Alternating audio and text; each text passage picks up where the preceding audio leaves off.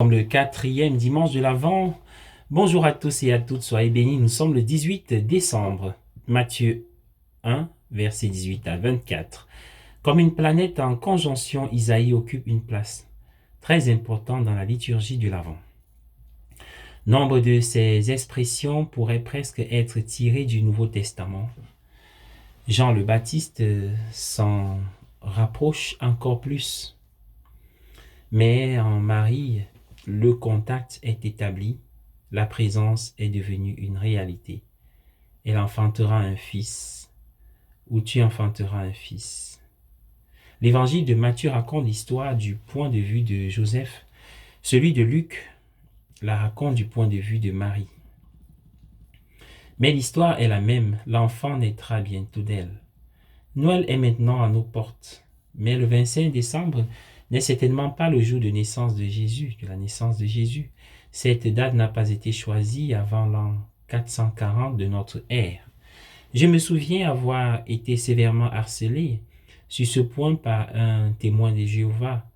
Pour lui, cela résumait le tissu de mensonges qu'était l'Église catholique. Cela affecterait-il votre foi si vous appreniez que Jésus est né au milieu du mois d'août, par exemple, ou à la fin du mois de février? Cela gâcherait-il au moins votre Noël? Cela vous choquerait-il encore plus de savoir que les spécialistes ne sont même pas sûrs de l'année de sa naissance? Mais une chose est sûre, il n'est pas né en l'an 0, car cette année-là n'existait pas.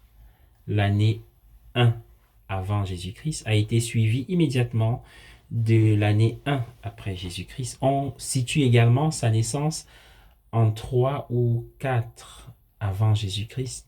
Si ces informations vous déçoivent, laissez-moi vous assurer que votre foi ne repose pas sur les dates des coutumes ou du folklore, mais sur les simples récits de la vie et de la mort de Jésus que nous donnent les évangiles. Il est vrai que Saint Luc prend grand soin de montrer que les événements qu'il raconte sont précisément situés dans l'histoire. La 15e année du règne de Tibère César, alors que Ponce Pilate était gouverneur de Judée, Hérode tétrarque de Galilée, grand sacerdoce d'Anne et de Caïphe, etc.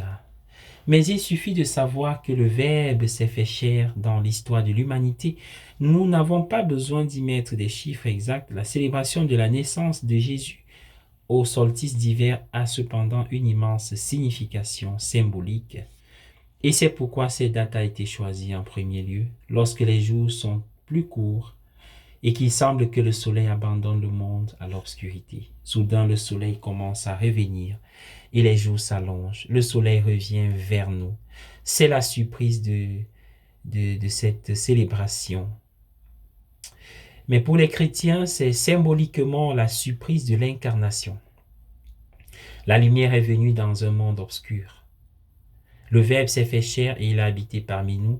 Et nous avons vu sa gloire, la gloire qui est la sienne, comme Fils unique du Père, plein de grâce et de vérité.